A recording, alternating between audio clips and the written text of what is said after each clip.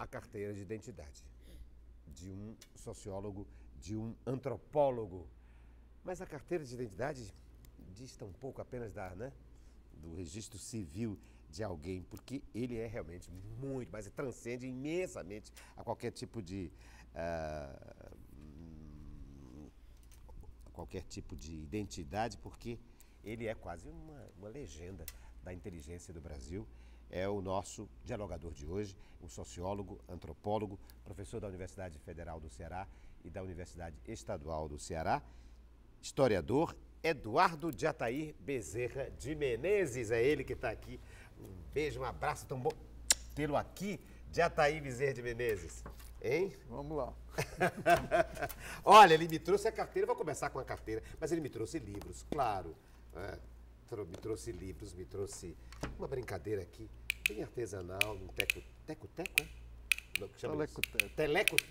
teleco-teco, óculos, e me trouxe também óculos e caneta. Mas vou começar por onde? Pelo começo. Ele me trouxe carteira de identidade.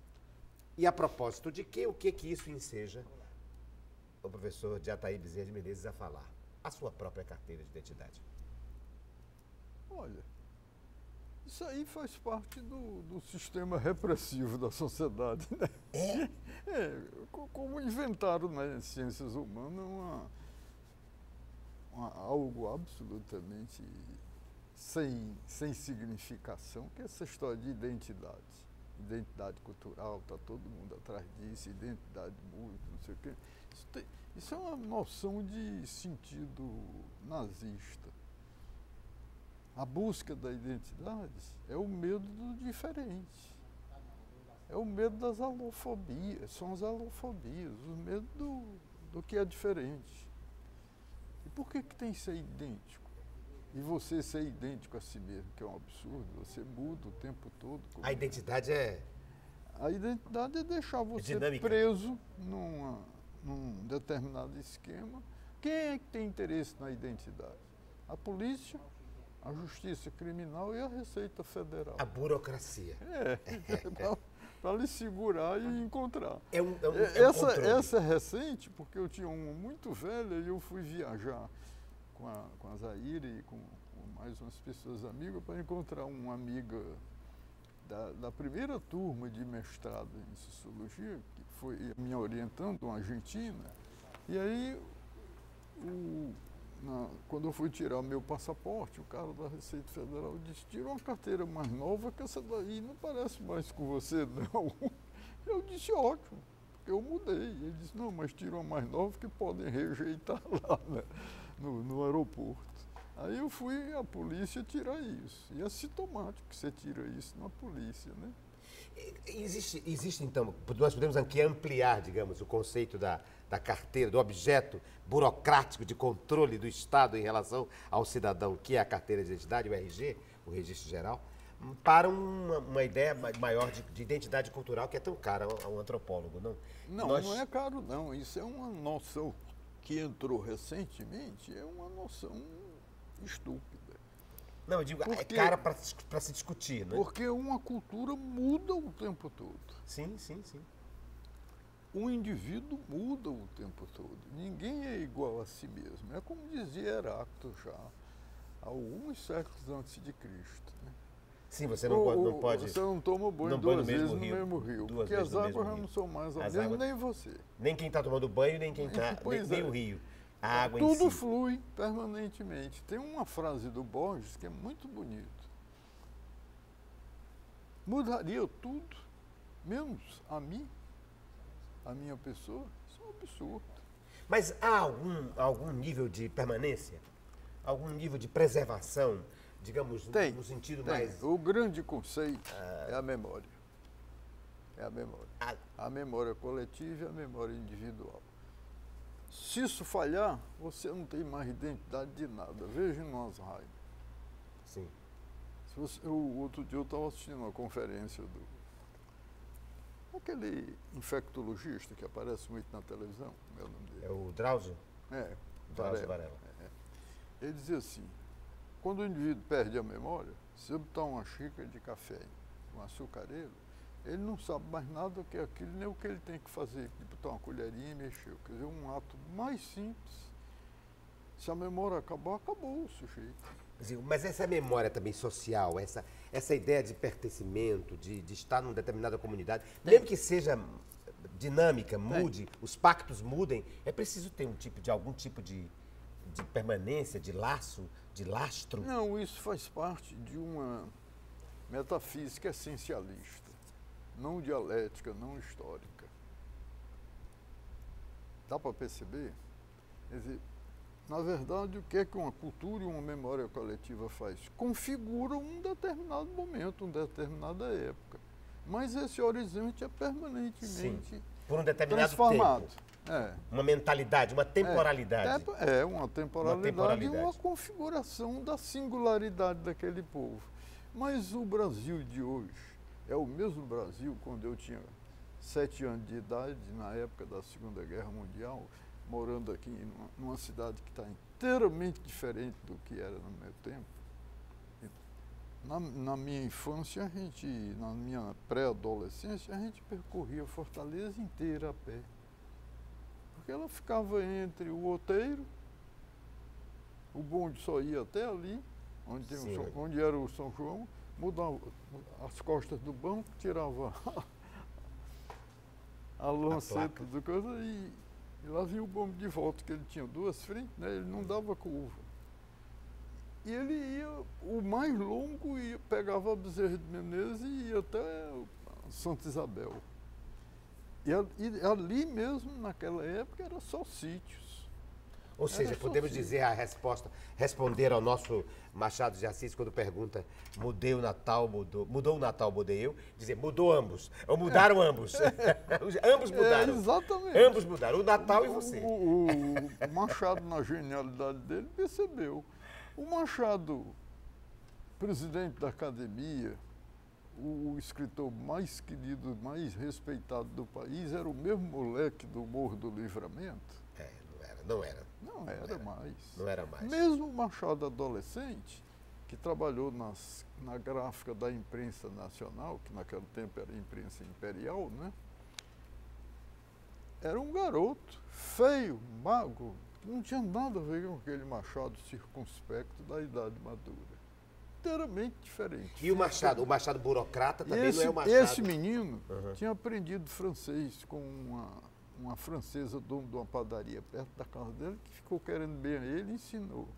E já lia desesperadamente, se escondia atrás das máquinas para ficar lendo. Um dia o chefe das oficinas viu, pegou pela gola e levou para o presidente.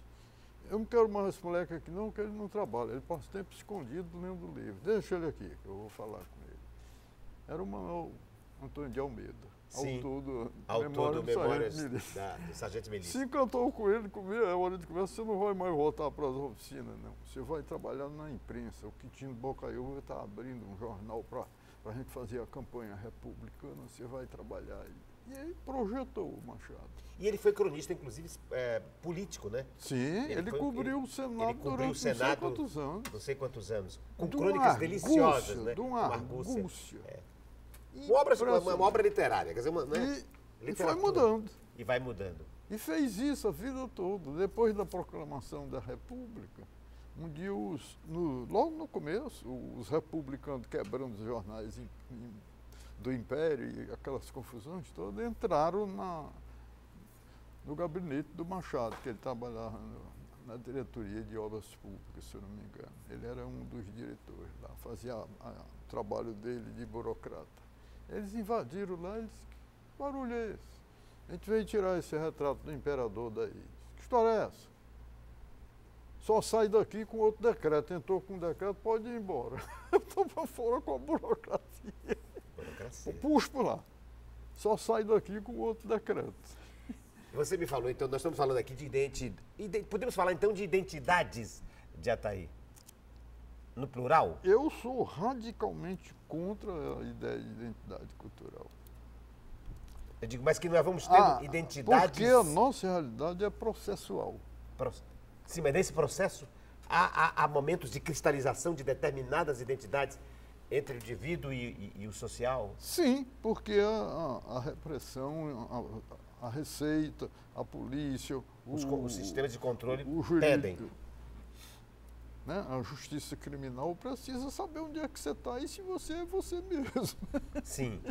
Porque você muda tanto que você pode desaparecer, como o Zé Disseu fez. Para escapar da repressão, ele não fez uma cirurgia plástica, mudou de cara que a mulher própria não reconheceu. Quer dizer, a única coisa permanente é a mudança, é a possibilidade de mudança. Essa é a grande ideia da humanidade, porque é a esperança de ampliar os horizontes. Não? E qualquer tentativa em sentido contrário é de permanência, é o pensamento único, é o autoritarismo, é a ditadura. É o enquadramento. Olha, o professor Jataí Bezerra de Menezes é o nosso dialogador de hoje. Ele é licenciado em Letras Neolatinas na Universidade Federal do Ceará e doutor em Sociologia do Conhecimento na França, na Universidade de Tours, e pós-doutor em História e Antropológica na Escola de Altos Estudos em Ciências Sociais na França. E ele é professor da Universidade Estadual do Ceará, é historiador, é antropólogo, é membro da Academia Cearense de Ciências e membro da Academia Cearense de Letras. É o nosso dialogador de hoje, que me trouxe, além da sua própria carteira de identidade, para discutir exatamente identidades ou a não identidade, né, a possibilidade processual do homem de mudar-se e mudar o mundo, me trouxe um livro, olha, do tempo em que ele era um menino de 7 anos, porque ele falou disso agora há pouco. Ele me trouxe Viriato Corrêa, com o livro Cazuza, que fez parte de toda uma geração. Memórias de um menino de escola. Hein? Tinha um subtítulo, Memórias de um menino de escola. É verdade, tá aqui, ó. Memórias, cadê? Memórias de um menino de escola. Veja, os livros, tá aqui, Memórias de um menino de escola. Os livros também vão construindo ou constituindo também mentalidades, temporalidades, uma certa pensamento de uma geração. É uma simbologia permanente. O Machado e antes dele o Zé de Alencar perceberam isso e disseram isso nos ensaios dele. O Machado tem um ensaio que ele fez e publicou numa revista norte-americana, em que ele dizia assim: uma nação não se faz com Fiat nas margens do Ipiranga. Uma nação se faz com simbolismo, com narrativas, com coisas. Então ele e o Zé de Alencar colocaram como projeto da obra literária de construir a nação que não existia. Construir a nacionalidade através da literatura. Sobretudo o Zé de Alencar, não?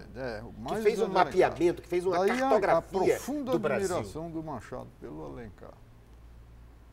E o Joaquim Nabuco reconhece isso, porque enquanto o jovem Joaquim Nabuco, inteligência brilhante, abre uma polêmica criticando os romances de Zé de Alencar, ele escrevia na quinta, o Alencar respondia no domingo com uma ironia requintadíssima e dava umas rasteiras nele e tudo. Ele depois se calou e mais tarde, quando escreveu A Minha Formação, lá pelo meio ele diz assim: na minha juventude eu tive a ousadia de criticar o grande José de Alencar, naquilo que ele tinha de maior, que era a sua brasilidade. E aqui vai meu pedido de perdão. É lindo, não? A gente, intelectual, tarde, reconhecer o outro, né? E reconhecer os seus arroubos. Mas porque foi isso mesmo. E é engraçado que não é ele não fez pesquisa de campo, né? Ele foi inventando um Brasil a partir de estudos, romances históricos. Você pega o sertanejo, o Birajara, Iracema, Guarani, todos. Sobretudo, Minas de Prata, Guarani e o próprio Iracema. O próprio Iracema. E tem ele também escreveu em campanha aqui, em 65. Em 65, quando ele publica Iracema. E conhece o jovem Capistrano de Abreu e fica encantado com o Capistrano. Ele diz: como é que esse índio sabe de tanta coisa? O Capistrano é uma figura bem. Como é que esse índio sabe dos índios, né? Porque se não fora Capistrano de Abreu, nós não saberíamos dessa história colonial. Para o Rio. Venha que eu ajudo. E ele foi, né? Foi, ele contratou o Capistrano para fazer pesquisa de narrativas populares, né, em versos, que depois virou folheto de cordel. O Capistrano fez a pesquisa e ele publicou depois em artigos de jornais, que depois fizeram um livro. Nesse livro, na metade do livro, ele diz assim: naquela terra tão pobre, mas que Deus sempre privilegiou com inteligências extraordinárias, eu quero mencionar o nome do jovem João Capistrano Honório de Abreu, que me ajudou a fazer essa pesquisa e é uma pessoa que vai se destacar. Capistrano de Abreu. Mas você me trouxe aqui Viriato Correia. E olha, o que eu abro aqui tem uma observação, eu gostaria de partilhar com vocês. Este livro fazia parte do pacote de livros que Getúlio Vargas enviou para mim, em resposta à carta que lhe enviei, talvez em 1941 ou 42. São palavras do próprio Jatahy, historiando aqui a sua relação com o livro Cazuza, Memórias eu devo ter de um escrito Menino. errado isso aí, porque faz muito tempo. Né? Memórias de um Menino de Escola. Você escreveu, é verdade? Você escreveu para o Getúlio? Como é essa história, a história desse livro de 1938? Eu contei isso outro dia na entrevista para o povo, né? Na Segunda Guerra Mundial, né? O pai chegava do trabalho, sentava num tamborete, aqueles rádios antigos, e ele ficava ali escutando a BBC e tudo aí que chegava na hora do Brasil, ele colocava na Voz do Brasil e o Getúlio falava toda noite. Uhum. E na conversa do Getúlio, teve uma hora que ele fez um intervalo e disse: se as crianças do Brasil me escreverem, eu mandarei livros. Aí eu vi aquela história, sentei na mesa, peguei meu caderno escolar e na folha, rasguei a folha e fiz o bilhete. Feio mesmo, como uma criança de 7, 8 anos faz, né? Eu fiz o bilhete dizendo que me candidatava a receber esse livro. O papai botou isso numa carta e mandou para o endereço do Catete, né? Presidência da República. Porque o Catete era o antigo palácio do Barão de Friburgo. Sim. Porque a República repudiou os palácios como o do Paço, né, na Praça 15, ou o de São Cristóvão, que hoje é o Museu Nacional, que eram os palácios dos imperadores imperiais. Aí eles pegaram a Rua do Catete, ali na Correia Dutra, passava o contrário. Pegaram o patrimônio dos fazendeiros. Mas aí... Dos fazendeiros. E passaram-se 2 meses e não chegaram os livros. Aí eu fiz outra carta reclamando, dizendo que ele estava enganando as crianças do país. Um menino de 7 anos enfrentando o ditador Getúlio Vargas. Eu sabia lá que era ditadura. Teve outra quando ele esteve aqui. É? Teve outra comigo quando ele esteve aqui. Mas olha... O senhor está enganando as crianças. Não e aí o papai disse: eu não vou mandar isso para o presidente, não. Ele disse: o senhor não tem nada a ver com isso. O senhor tem que mandar. Eu estou reclamando porque ele prometeu, aí ele botou a carta e mandou. Passou-se um ou 2 dias, chegou o pacote que estava vindo de navio, que era como se transportava essas coisas, que só tinha hidroavião, ninguém que parava lá na Barra do Ceará. E logo depois chegou um telegrama da Presidência da República dizendo que devia ter havido algum extravio e que estava sendo encomendado outro pacote. E, efetivamente, 1 mês depois, chegou outro pacote. E dentro deles vinha uma opção de livros, e que foi uma felicidade. Eu passava o tempo todo folheando esses livros, mas meu pai... deles era este? Um deles era esse, do Viriato Correia. Do Viriato Correia. Esse outro aqui, sobre o Santos Dumont. Também? Faz parte do pacote? Faz. Este livro também faz parte do pacote. Santos Dumont, o pioneiro do ar. Vinha um livro também, Minha Terra e Minha Gente, do Lafrânio Peixoto, que foi a primeira abertura de conhecimento do Brasil, porque era uma espécie de coisa escrita para as crianças, mas com uma estatística e falando da riqueza do país, falando da economia, da vida política, da história cultural, etc. Um livro primoroso, assim, todo encadernadozinho, publicado na França, que naquele tempo os editores brasileiros mandavam para Portugal ou para a França. Uhum. Este é um livro publicado no Rio de Janeiro, pelo Aeroclube do Brasil, 1900, não estou procurando aqui em que data é, mas enfim, 1944. O original é francês. O original é francês, sim. Mas aqui está em português e deve ser sobre a polêmica da primazia aqui da descoberta da aviação, com não? Documentação, com fotografia, que as experiências do Santos Dumont em Paris e nos arredores de Paris. 1906. da navegação aérea, a prioridade era dele. É Santos Dumont. E os franceses. E não dos irmãos. E não dos irmãos Wright. Dos irmãos Wright lá dos Estados Unidos. Quer dizer, os Estados Unidos não reconhecem ainda o Santos Dumont como o inventor da aviação, né? Reconhece como pesquisador e tal, mas não... Assim como os russos depois ficaram dizendo que a Gillette foi inventada por eles e não pelos americanos. Fica essas brigas. Ficam essas brigas. Mas nós sabemos. Agora é um livro encantador. Encantador? Outra, encantador. Agora, uma coisa que me frustrou é que uma parte dos meus livros, meu pai levou para casa de um irmão dele que tinha uns primos que tinham muito melhores condições e que tinham bastante livro em casa. Eu não fiquei satisfeito e reclamei. Reclamou? Que ele, pai daquela época, não consultava menino. Sim, não consultava menino para saber o que devia fazer, não. Agora, ele tinha uma coisa que era muito boa. Ele não comprava presente para a gente. Ele tinha um armário com tudo quanto era ferramenta e uma mesa grande lá de ping-pong, coisa para a gente fazer os patinetes, os carros, os caminhõezinhos. Estamos falando então de um homem que está aqui na carteira de identidade de modo do Eduardo Jataí Bezerra de casa... Menezes, que é o senhor José de Menezes Bezerra. É dele que estamos falando, do pai do Eduardo Jataí. Mas eu estava querendo lembrar do seguinte, o Jataí, é o seguinte, você falou sobre um livro de história, veja, você disse, o livro é encantador. E eu comecei a me lembrar de gente encantadora, escritores encantadores como esse Gilberto Freire, por exemplo, que junta, sobretudo no seu livro Casa Grande Senzala, que é dos anos 30, começo dos anos 30, essa ideia de história e literatura, de como o texto, mesmo os textos na área das ciências humanas, deve ser delicioso, encantador. O Ortega Gasset diz isso. Literatura. Ele diz assim, uma tesis total, há que ser científico, pero há que ser um livro. Quer dizer, há que ser científico, mas tem que ser, objeto de arte, tem que ser literatura. De fruição. Tem que ser livro. Tem que ser bem escrito. Tem que ser bem escrito, tem que ser encantador. Por isso você usou esse termo. É esse o sofrimento da gente com as nossas teses. Né? Porque senão você fica fazendo de ciência e fica uma coisa... escola básica ruim, numa das últimas reuniões do Conselho Universitário que eu participei, já faz tempo, eu não participo mais dessa parte burocrática, né? Eu só faço dar meus cursos na pós-graduação, eu dizia, olha, na minha experiência, os alunos começam a ler e a escrever a partir do mestrado.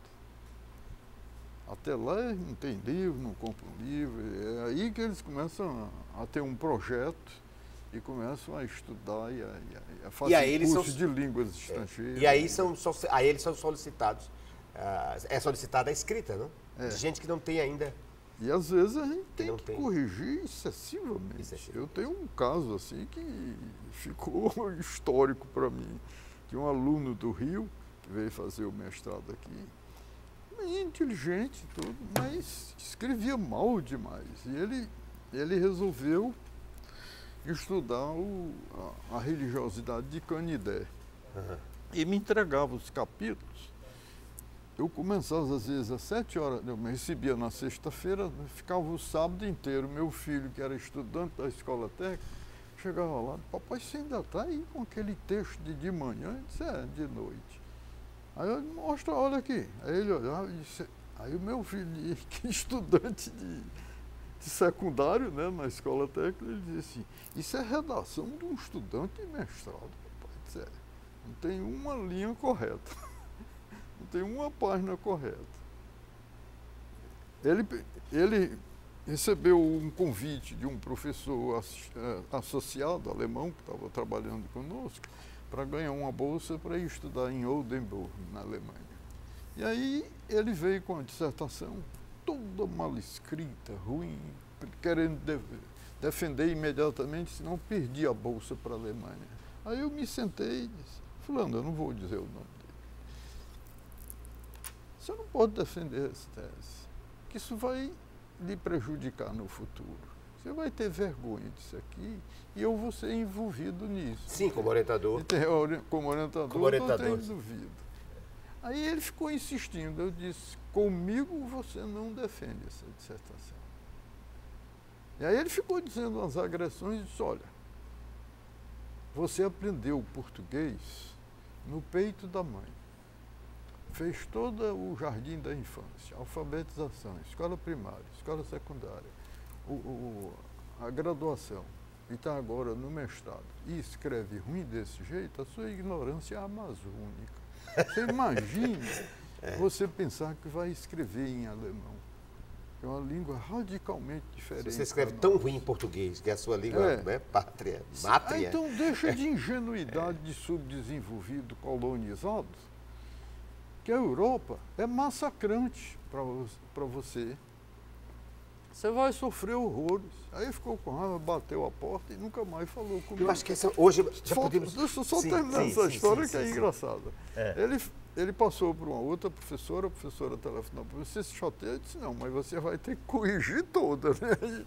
Aí ele fez, e ele foi embora. Uma outra professora, tá. Foi embora. Outro professor. 2 anos depois, 2 ou 3 anos depois, eu estava na França e um professor da Sorbonne me convidou para um congresso internacional e eu dirigi uma das mesas sobre a sociologia no Brasil, lá em Estrasburgo, que é na fronteira com a Alemanha. Eu peguei o trem e fui para lá. Houve a abertura do congresso e de noite um jantar na casa de um dos professores, que tinha uma casa imensa. E muitos dos estudantes brasileiros que estudavam na Alemanha vieram para esse congresso, para assistir às conferências e tudo. Aí eu me encontro com ele. E ele ficou assim, meio sem saber o que fez. Deixa ser tolo. Aí estendi a mão. Eu disse, aí, como é que está a experiência? Muito pior do que o senhor dizia. Ele sentiu na pele. Ele está morando lá, casou com a Alemanha, até hoje não fez a tese. Faz 20 anos. Não conseguiu. E para não ser expulso, ele casou com uma colega. Então é uma tragédia. A gente pode aprender o seguinte, quem não sabe, quem não redige em sua língua bem, não redige da outra língua, em outra língua. Não redige mesmo. Porque os parâmetros são os mesmos, né? De gramática, a não ser, por exemplo, eu tenho um irmão a língua é diferente, mas as regras são... O meu irmão foi muito moço, não terminou nem a escola secundária, mora nos Estados Unidos, enriqueceu por lá. Ele hoje fala um português todo arrevezado e escreve melhor e fala melhor em inglês. Sim. Porque aí ele esqueceu. Houve uma reversão. Ele está lá há 45 Ele agora está lá há 45 anos, assim, ele foi reeducado numa outra língua. Foi. Né? Mas estamos falando de pessoas que são educadas em português, que vão fazer um mestrado aqui ou ali. Gilberto Freire. O próprio Quando Gilberto era Freire. Criança, ele já com 8 anos não sabia escrever nem ler, e dentro de casa pensava que ele era débil mental. E o pai, triste, professor da Faculdade de Direito, conversou com o pastor do colégio americano, lá no Recife, e o pastor era um bom pedagogo, disse, o que é que ele sabe fazer? Passa o tempo todo desenhando, desenha bem como todo, traga que eu vou alfabetizar pelo desenho. Ele foi alfabetizado em inglês e foi embora fazer a formação dele em inglês. Só que conviveu com Oliveira Lima, com um bocado de gente na infância, né, com Joaquim Nabuco e outros, e dominou maravilhosamente. É um dos sociólogos brasileiros que escreve com maior beleza. É um poema. Cada livro é um poema. Estamos falando aqui de grandes escritores. Até os títulos. Até os Veja títulos. o conjunto até os títulos são lindos. Casa Grande e Senzala, Sobrados e Mucambos.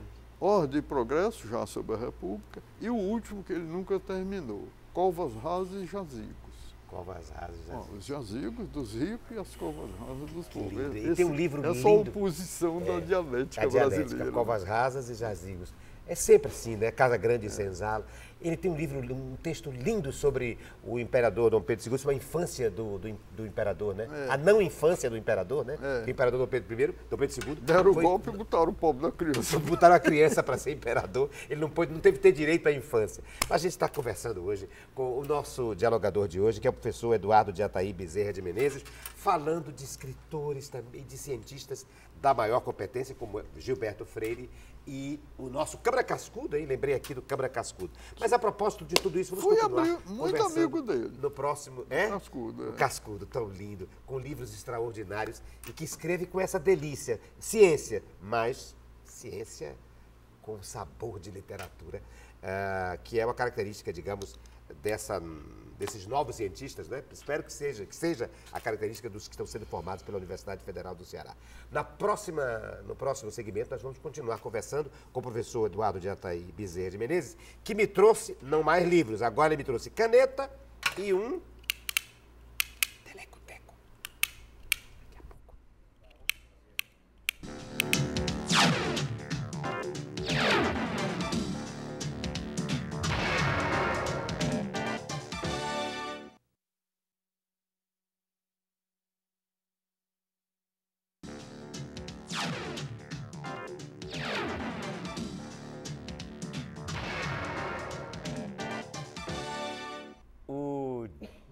diálogo de hoje é com o senhor dialogador, hein? Ele é professor da Universidade Estadual do Ceará e da UES, da Universidade Estadual do Ceará e da Federal do Ceará, a UFC. Ele é antropólogo, é sociólogo, é doutor em Sociologia do Conhecimento na Universidade de Tours, na França, e pós-doutor em História Antropológica na École de Haute Études em Ciências Sociais, na França. Eu me refiro ao membro da Academia Cearense de Ciência e ao membro da Academia Cearense de Letras, o professor Eduardo de Ataí Bezerra de Menezes, que me trouxe livros, claro, mas me trouxe também, olha o que ele me trouxe, óculos. Óculos. E vai explicar por que ele me trouxe óculos, a propósito de quê? Porque no período da ditadura, com os sofrimentos que a gente viveu naquele momento, a intolerância tomando conta das coisas, eu saí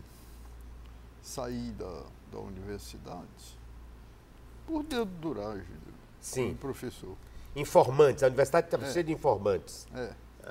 E aí fiquei sem praticamente o principal trabalho e dando aula nos cursinhos. E eu participava de um projeto de pesquisa nacional, que ia do Rio Grande do Sul ao Pará. E quem coordenava no Brasil era a professora Aparecida, que tinha sido minha professora lá em São Paulo, quando eu fiz uma especialização em pesquisa. E aí, o coordenador geral desse projeto era um professor da Universidade de Chicago. Ele soube da minha situação, me mandou um convite para eu ir embora. Eu tentei tirar meu passaporte e ficava negando, né? A DOPS, a Polícia Federal. Sim. A Polícia Federal não existia ainda. Era o Departamento de Ordem e Política Social. Era ali que emitiu o passaporte. Polícia política. Eu vou encurtar essa história. Eu terminei conseguindo, depois de uns 2 meses de batalha, que me dessem o passaporte. E o passaporte, naquele tempo da gente, tinha um carimbão grande que dizia: esse passaporte não é válido para todos os países da cortina de ferro, inclusive Cuba. Não sei se você se lembra disso. E lá vou eu para os Estados Unidos, para a Universidade de Chicago, que é uma grande universidade, trabalhar com esse professor. Mas quando estava lá, com uma semana, chega um cabograma de casa dizendo que o Joel, meu segundo filho, que tinha nascido o mais novo, nessa mesma época, eu aguardei um mês que ele ficasse maior e eu não quis levar a minha mulher e as crianças para lá, primeiro porque a minha bolsa era pequena e segundo que Chicago é uma cidade muito fria e eu não tinha coragem de submeter minha família àquelas condições. Chegou a 27 graus abaixo de zero, né? Com aquele lago imenso de misto que sobe lá, vem lá do Canadá, aquele vento frio que dói na alma da gente. Mas aí lá venho eu de volta. Foi um desespero. Ele estava para morrer, tinha contraído uma poliomielite ascendente. E quando eu desci, depois de pegar 3 aviões, desci no Rio de Janeiro, que consegui uma ligação, naquele tempo eram muito ruins as ligações, né? Era via rádio e coisa. Que a minha primeira mulher, que é a mãe dos meus filhos, a Isolda, atendeu e disse: o Joel foi embora, disse chorando. Aí eu fiquei arrasado, não vi mais meu filho, não pude interferir, perdi a bolsa. Ele perguntou ainda se eu queria voltar, eu disse que não tinha condições. Eu passei uns 4 anos sem escrever nada, liquidado com esse clima, né? Fora da universidade. E aí eu já tinha tido um descolamento não diagnosticado no olho direito. E aí tive um descolamento. Lá vou eu de volta para os Estados Unidos para operar em Boston. Porque 2 médicos daqui, que já tinham feito cirurgia de descolamento no Brasil, não fique aqui, porque não há competência. Vai embora, vendo o que você tem e vai embora. Aí eu me larguei para os Estados Unidos. Houve um movimento belíssimo, porque o pessoal na universidade, os estudantes, os professores fizeram uma cota e me deram uma ajuda significativa para eu ir embora. Mas perder a visão, ou a possibilidade de perder é algo É uma experiência, é uma experiência traumática, né? Traumática para um escritor, o Rousseau dizia para um assim, intelectual. o Rousseau dizia alguém que assim, vem se de você perdesse a visão, ainda que fosse por 5 minutos, você jamais negaria ajuda a um cego. Que a limitação é tão grande. E eu fui embora e este olho eu não recuperei mais. Eu vivo já há mais de 40 anos só com esse olho e eu tenho 7 cirurgias para manter, porque fui fazendo outras cirurgias. Inclusive eu fiz outra em Paris, fiz outra na Califórnia e aqui. Temos aqui livros. E aí eu passei a usar esses óculos por causa da claridade. A claridade, que agredia. Uma das pessoas que ajudaram na minha cirurgia lá em Boston, a primeira, era o Roberto Abdala Moura, que fez a cirurgia do Tostão. Quando o Tostão perdeu numa bolada, perdeu a visão de um dos olhos. E ele dizia, olha, o sol do Ceará é excessivo. A quantidade de gente que tem problema de catarata e de descolamento de retina, que você vive no sol fazendo assim. Você contrai e comprime. Aí eu passei a usar esses óculos de lente polarizada para poder... Que não é só por causa... claro que a grande causa é o sol. Mas além do sol, nós temos tem a ver com arquitetura, com antropologia, com jeito, com gosto. Muito branco. Nós colocamos as casas todas brancas. As igrejas são brancas, tudo é branco. Quando eu desci até o chão das praças, vez, branco. Quando eu desci no aeroporto Pinto Martins, aqui mais perto, né, na primeira vez que pegamos o táxi para ir para casa, eu não aguentava. Porque a luz rebate, passava o dia com... O branco rebate. Com um Kleenex daquele enxugando. Chega, macerava o rosto, as lágrimas saíam espontaneamente por causa da claridade. E hoje a claridade do computador, do e-book, do livro virtual, cansa. Cansa também. Cansa, mas não faz muito mal não, porque quando eu fui operado de novo lá na França, por uma grande cirurgiã, depois da operação, ela foi tirar uma receita e ficou assim em cima, não, o oftalmologista se escancha em você e fica passando as lentes e tudo. E a Zaira estava assim atrás e disse, ele passa nas madrugadas acordado assistindo às conferências do historiador Jorge Bido, a coisa aí, ela se virou e disse, madame, a vida sem um pouco de loucura é insuportável. A televisão faz mal ao seu marido, não pode deixar ele em paz. Sim, porque além da pesquisa em livros virtuais, há também o encantamento de gravações, né? Pelo YouTube, por sites, que tem vídeos, né? Conferências. O que recomendo é que a cada hora você saia e olhe coisas distantes, saia de... Sim, até onde você se lembra de fazer isso, porque às vezes você está redigindo e você não quer quebrar o pensamento. Eu estava me lembrando do dia desse também, porque, por exemplo, eu vi duas coisas que eu fiquei encantado. Uma entrevista enorme com Lacan, não é? Uma entrevista, recentemente uma com Freud.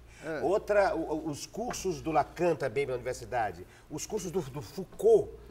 Tudo, eu fiquei imaginando, minha gente, como essa geração é privilegiada, porque a nossa geração, para poder ver o Foucault falar ao vivo, quer dizer, ao vivo, a figura, a permanência dele ali, eu tive essa felicidade. Você teve essa felicidade. Mas aí com todas são pessoas que podem conviver, porque estavam na França, com porque tem o mundo da universidade, com Levi-Strauss, com o Jean Delebeau, com o Jean Piaget. Eu fui aluno do Piaget. Você foi aluno do Piaget. Recebi, inclusive, uma carta dele quando eu estava escrevendo a minha tese de doutorado, que foi sobre o pensamento dele. Sim, porque você tem sociologia, o seu doutorado é em sociologia do conhecimento. Então, deve ter aí um atravessamento enorme com a epistemologia. Com a epistemologia do conhecimento. A teoria do conhecimento. A teoria do conhecimento piagetiana. E para mim foi uma das grandes felicidades ter convivido com toda essa gente. Pois é, mas hoje, esse privilégio, digamos, está de certa forma... É possível democratizá-lo, né? Pela internet. Pela internet, né? Você pode ouvir um curso, participar de um curso do Lacan. E você entra nos grandes museus do mundo. Nos grandes museus do mundo, você pode pesquisar. Nas livrarias e tudo. Não é? Vai lá no objeto. Ou seja, só ignorante quem quer, né? Quem quer. Ou então quem não tem acesso à inclusão, a famosa inclusão virtual, né? Quem não chegou a... Porque a imensa... Hoje, na sala de aula, eu cito alguém E os alunos estão com Na esses smart, eles sim. puxam lá, pessoal, tá aqui, não existe, tem uma edição lá, não sei onde. É fulano de tal, assim, Se assim. esse livro é também. raro, vocês verdade. peguem. Eu também dou aula com os meus alunos todos Eles ficam- monitorando o que eu estou dizendo. E às vezes eu que digo, consultem aí o que eu estou dizendo e ampliem, né? Então, quer dizer, você só é ignorante por dois motivos. Ou porque quer, ou porque não tem acesso ainda Mas ao eu gostaria mundo de virtual. contar duas coisas pitorescas Pois do Câmara Cascudo. Ah, do Câmara Cascudo. Eu Nós tava- estávamos falando do passado, no segmento anterior, da minha admiração, da nossa admiração imensa por Gilberto Freire e por Câmara Cascudo. E o Câmara Cascudo teve um aspecto negativo na vida dele, que foi um grande integralista, né? Junto com o Gustavo Barroso. Né? Ele Sim. se correspondia o tempo todo, oferecia os livros um ao outro e tudo. Depois eles silenciaram. O Gilberto Depois de Freire também 38, não foi muito, né, foi rechaçado pela esquerda, enfim. Mas enfim, continuemos. Continuemos. Mas eu Afora as estava questões dando um ideológicas. curso para professores da Universidade Federal do Rio Grande do Norte. Sim. E eu falei que tinha vontade de voltar a visitar. E uma das alunas, que eram jovens professores do Rio Grande do Norte, ela disse assim, ele está muito surdo e a mulher dele cada vez evita mais que visite. Mas eu me dou com a família, eu vou conversar e se puder eu passo no hotel e levo o senhor lá de tarde. Aí ela passou no hotel e me levou de tarde. Ele estava esperando. Aí chegou aquele jeito dele, de pijama, botou uma cadeira de vinho, me deu uma tábua, bota essa tábua aí. Aí eu botei, pega esse caderno e esse lápis. Só quem fala aqui nessa casa sou eu, porque o velho está surdo como essa tábua. Então você vai falar comigo escrevendo. Aí eu passei a tarde até de noite conversando com ele, eu fazendo as perguntas. Nessa época eu estava pesquisando o Caldeirão, Sim, do Beato Lourenço. do Beato Lourenço. E ele tinha entrevistado, quando a polícia dissolveu o Caldeirão, os remanescentes que eram do Rio Grande do Norte, porque eles eram do Rio Grande do Norte, eram de Alagoas, da Paraíba, e estavam retornando aos seus estados natais. E aí eu comecei a fazer perguntas, eu disse, não, mas eu não tenho nada anotado, não. Aí eu, está me negando a informação? Eu disse, não, você acha que com um velho como eu, ia negar a informação a você? E ficou nessa brincadeira. Aí ele fala da história do nosso gesto. Sim, o eu livro não tenho encantador, recebido História mais. dos Nossos Gestos. Eu não tenho recebido mais esses antropólogos, sobretudo norte-americanos e outros, que vêm aqui, copiam as coisas que a gente pesquisou, publicam lá fora sem indicar a fonte. É verdade. Veio um americano desse aqui, um antropólogo, e queria ver o manuscrito da história do nosso gesto. Eu disse, não, o senhor espera a publicação para o senhor ter que citar de onde o senhor aprendeu. E ficou dizendo essas brincadeiras, e uma delas, ele me levou para o quarto enorme onde estavam os livros pelo chão, com uma cortina, não tinha nem porta. Aí eu perguntei, é daquela janela que você escreveu aquela sua crônica sobre o namoro no muro, sobre as lagartixas? Era. Eu ficava olhando o namoro dos calangos no muro e aí me deu a ideia de fazer uma crônica. Que engraçado, é uma coisa característica do trabalho dele. Ele parte, por exemplo, desse livro, História dos Gestos, ele parte, inclusive, da memória pessoal dele, da infância. É. Às vezes, quando um episódio, me lembro que a minha avó estava costurando assim, fazia um determinado gesto. A partir dali, ele começa a fazer a história daquele gesto e vai e amplia de forma multicultural, diariamente ele saía de Coisa casa, extraordinária, que ia escritor. engraxar o sapato, ou cortar o cabelo, ou tirar a barba, para ficar conversando com o barbeiro, com o engraxate, e ouvindo as histórias do povo e anotando. Ele levou a vida toda fazendo isso. Era impressionante. E que erudição. Que erudição. Que ele praticamente, sem sair do país, Sim. ele domina uma bibliografia internacional. Pega, assim, às vezes, um fato Aquele minúsculo, um livro, gesto. aquele grosso, os melhores pequeno, e contos. amplia esse gesto. Tem um livro grosso, os melhores contos do Brasil, que eu li todinho para minha filha, que é a mais nova, quando era menina. Ela se deitava na rede e eu ficava lendo. Aí eu ficava, quando terminava, eu ficava lendo as notas eruditas Sim, as notas dele, de rodapé. comparativas, analógicas Sim. e tudo. E ela disse, não para, pai, na melhor parte, peraí, a melhor parte é para você, a outra eu estou estudando, eu estou lendo aqui. capacidade, como ele detectava num gesto que às vezes a gente circunscrevia a nossa cultura, a cultura do Ceará ou do sertão específico, e ele encontrava ecos disso. A geografia dos mitos do Brasil é Geografia dos Mitos é outro livro e básico. aquele mais antigo, de 39, que ele publicou na Globo, né, sobre os folhetos de cordel do país inteiro. Impressionante. E é bonito que ele cita Leonardo Mota, né? É. Ele cita os nossos etnógrafos, os nossos folcloristas, pesquisadores, né? Ele é lindo, o nosso Câmara Cascudo. Mas olha, o dialogador de hoje é o professor Eduardo de Ataí Bezerra de Menezes, que me trouxe, ele está falando da infância, estamos só falando de um escritor que começa a escrever sobre alguma coisa, a colocar a sua erudição em alguma coisa a partir de pequenos gestos da sua memória afetiva, familiar, e ele me trouxe um objeto que eu acho que tem a ver com a história familiar dele, Eduardo de Ataí. É um brinquedinho chamado Teleco-Teco. Vou deixar que ele explique por que ele me trouxe e a que se refere o Teleco-Teco. Porque a gente fazia isso quando era criança. E eu me lembro de fazer essas coisas hoje para o meu neto. Eu fico brincando com ele. Eu gosto muito de ir de sábado para o centro. Em vez de ir às livrarias das Mega Story, da Saraiva e das outras, eu gosto de ir no centro e ficar conversando e vendo, e vou ao Mercadão, e aí trago aqueles João Galamarte, trago aquele reco-recozinho e coisa. Aí quando eu chego, ele pergunta: avô, o que é que tu trouxe? Aí, surpresa, aí fico brincando. Agora isso aí eu faço, né? Sim, ele não aprendeu ainda a fazer, porque aí eu guardo as caixas de fósforo.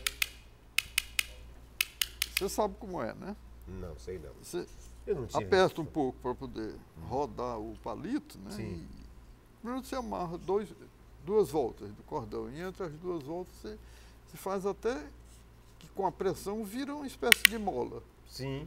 Aí ele acha uma beleza, e fica aí fazendo no ouvido, isso fica bem alto, aí ele faz cócega. Teleco-Teco. Ou seja, é tão bonito esse diálogo de uma Mas geração. realmente tem a ver com a infância. Porque uma geração das com coisas outra, que eu não? tinha dito antes, né, quando a gente estava conversando, meu pai era muito autoritário, como todo homem do sertão, como meu avô e os outros, né, que é uma família patriarcal lá do Riacho do Sangue. Riacho do Sangue. Os bezerros. Que hoje é Solonópolis, né? Não, não? Jaguaretama. Jaguaretama? É.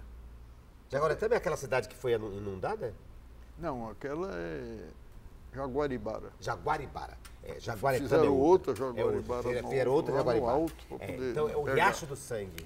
Riacho do Sangue. Riacho do Sangue. Que é assunto, que é objeto na obra do Carlos Câmara. O Carlos Câmara tem uma burleta que se passa nos anos 20 lá no Riacho do Sangue. O doutor Adolfo Bezerra de Menezes, que introduziu o espiritismo Sim. no Brasil, ele é de lá, ele é filho do Manuel Bezerra da Silva, que era professor do Liceu, professor de ética, e era ligado a Dom Luiz Antônio dos Santos, Sim. o primeiro bispo do Ceará. Primeiro bispo. Muito conservador, ele escrevia na Tribuna Católica, e o pai do Gustavo, Filino Barroso, o Tomás Pompeu, o Capistrano de Abreu, Rocha Lima, aquela turma que eles diziam por gaiatice, a Academia Francesa, e se reunia na casa da mãe do Rocha Lima, que era uma professora, e respondiam atacando a igreja no Libertador, que era o jornal da maçonaria. E inventaram uma espécie de universidade popular fazendo conferências à noite. Sim. E defendendo o voto feminino e outras coisas modernas. E as mulheres começaram a assistir, e os maridos começaram a ficar com raiva deles, que as mulheres estavam saindo de casa à noite para assistir as conferências. Né? Sim. E o Manuel Bezerra da Silva, pai do Bezerra de Menezes. Do Bezerra de Menezes, ia para uma tribuna na Praça de Ferreira destratá-los como figuras de incrédulos, de ateus militantes e coisas, e eles iam lá vaiá-los. Era uma animação, 1872. E outra coisa, a gente está lembrando aqui outra figura linda chamada Gustavo Barroso. Engraçado, a gente está citando o pessoal que apoiou o nazismo, eu escrevi um livro mas que sobre escrevia ele. tão bem, não? Sim, era um escritor lindo, primoroso, Gustavo Barroso. Primoroso. Cronista, historiador, qualquer coisa que ele fale, até uma carta que ele escreva para alguém. Grande tradutor do alemão e do francês. Ele traduziu Fausto do Goethe, que é uma das obras mais eruditas do Ocidente. E eu vi uma carta do Sérgio Buarque de Holanda, no acervo dele lá em Campinas, na Universidade de Campinas, elogiando a tradução do Gustavo Barroso. Gustavo Barroso. Agora, foi um dos mais intolerantes durante a integralismo, porque inclusive era antissemita. Antissemita, Sabe qual é a origem? Escreveu. A mãe era alemã. A mãe era alemã. O nome dele é Adolfo, inclusive, não é? O nome, ele tem referência, ele tem um nome enorme. Tem. E no nome dele tem Adolfo. Tem, não sei quanto. E tem uma ascendência aí alemã. Agora, pesada. o pai não. Hein? O pai, o filho pai de não. Barroso, era uma figura crítica. E tem uma relação com o pai muito bonita também, ele, Gustavo juventude, Barroso, com o pai. Ele, na juventude no Ceará, quando ele começou da primeira turma da Faculdade de Direito, em 1903, Sim. criada pelo Nogueira Tomás Scioli. Pompeu, né? Ele era militante socialista. Naquela época daquelas autobiografias, Coração de Menino, Sim. Consulado Consulado da da China, China. Liceu do Ceará, ele ainda era um militante de esquerda. Olha, está chegando a hora do objeto surpresa. Eu trouxe um para o professor Jataí Bezerra de Menezes e ele me trouxe outro, entregou à produção. Eu queria me receber agora o objeto surpresa nos últimos instantes do meu encontro, de honra para mim, com o professor Jataí Bezerra de Menezes. Deixa eu ver. Olha o que ele me trouxe, uma lâmpada! Uma lâmpada. Olha, fale sobre isso. É bom fazer teatro, né?